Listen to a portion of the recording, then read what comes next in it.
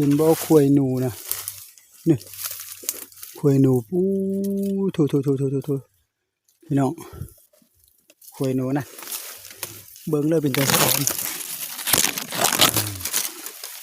เอาครับ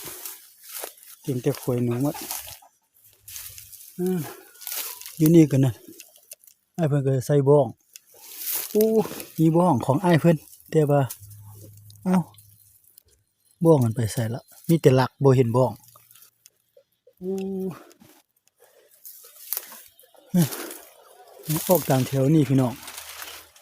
นะ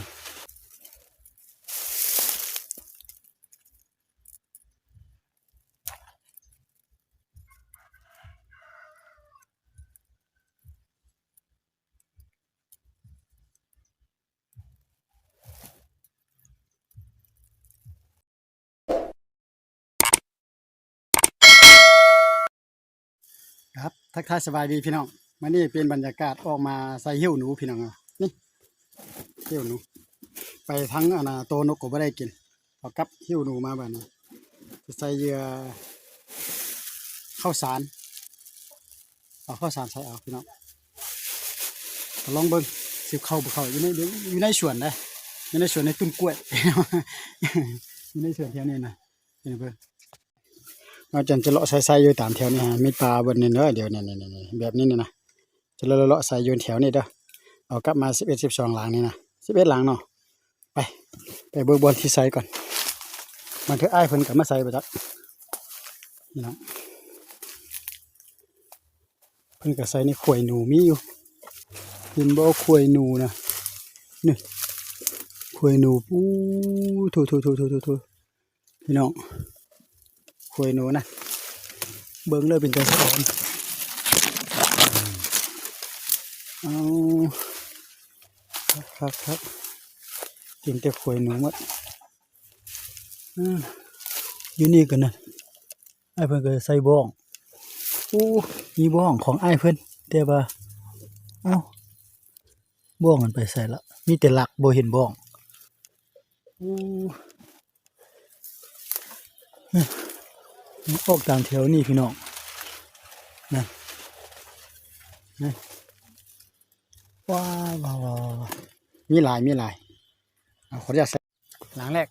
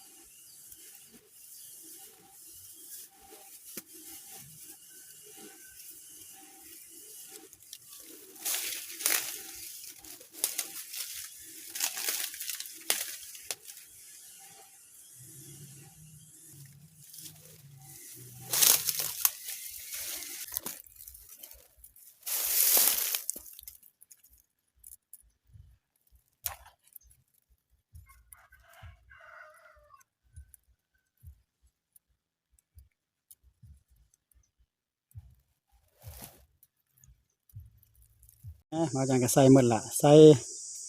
ประมาณ8หลัง9หลังใส่จุ่มกันอยู่แถวนี้นี่มื้อตอนเช้าจึงจะพาพี่น้องมาเบิ่งแต่ของอ้ายเพิ่นก็มีของอ้ายเพิ่นมีบ่วงนะเราใส่บ่วงไว้เนาะแต่ว่ากับน่ะบ่เห็นละพี่น้องยังของเบาจันมาลงเนาะแล้วมื้อตอนเช้าเบิ่งนํกันเนาะของอ้ายเพิ่นนี่อยู่พี่ได้ก็บ่เป็นหยังเฮาใส่ปูนกันอย่างนี้ก็บ่เป็นหยังเนาะก็มื้อตอนเช้าจึงมาเบิ่งนํกันครับทักทายสบายดีตอนเช้าพี่น้อง พาพี่น้องมายามกลับแล้วเนี่ยสายละ7 โมงปลายละเนาะไปไอ้เพิ่นพอดีมาเห็นไอ้เพิ่นถามไอ้เพิ่นว่ามื้อเช้าเมื่อวานเพิ่นได้ตัวหนึงแล้วครับตัวใหญ่ได้เป็นโลเพิ่นล่ะใหญ่เติบแต่เฮาก็มาใส่ตื้มมันนะพี่น้องก็บ่ว่าจะถูกอยู่ถูกหรือบ่ถูกก็บ่ถือเพิ่นได้แล้วก็เพิ่นว่า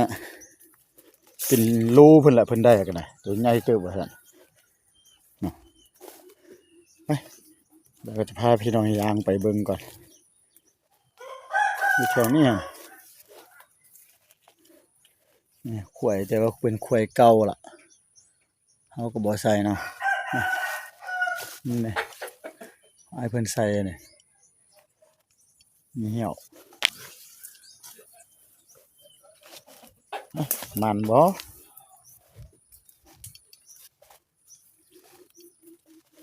โอ้ยมากดนี่มันห้องอยู่หั่นน่ะพี่น้องแต่โตบ่เข้า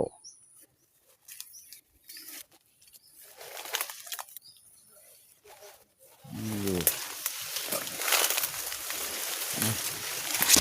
นี่เด้อ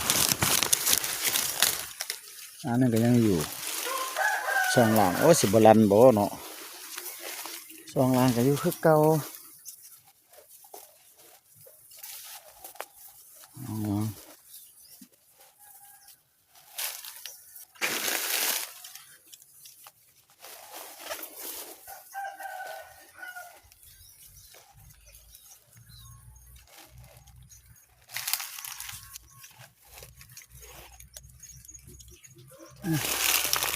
อันนี้ก็อยู่คือเก่าเอา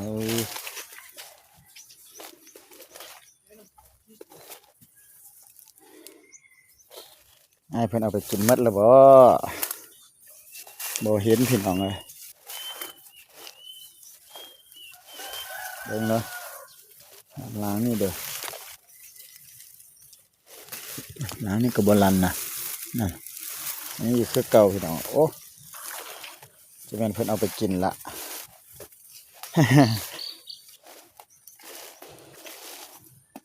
สี่หลังละล้างนี่ก็อยู่คือเก่าโอ้ยหางที่5มาถือเอา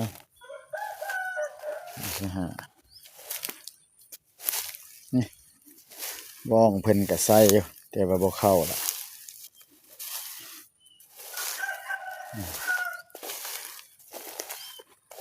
ใส่อีกเนาะ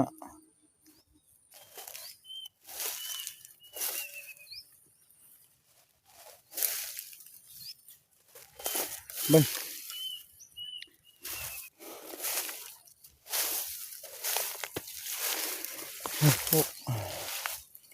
ที่6อยู่นี่ล้างเหยียบบ่เหยียบมันเจ็บ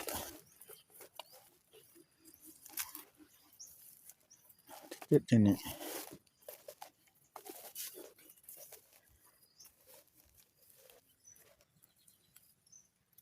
เจ็บ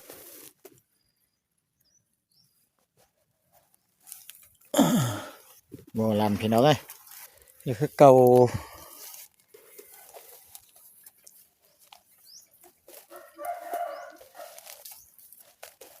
เนี่ย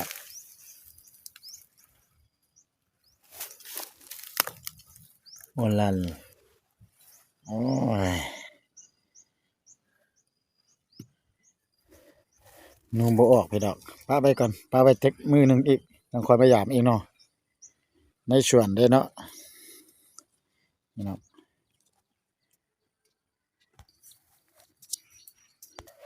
นะหลังเรือ2 ลางสุดท้ายแล้วบ่มันบ่มีหนูล่ะนี่อันนี้ก็อยู่คือเก่าอยู่เห็นบ่แต่เยื่อนจะแม่นหมดบ่มากินน่ะข้างหลังนี่สุดท้าย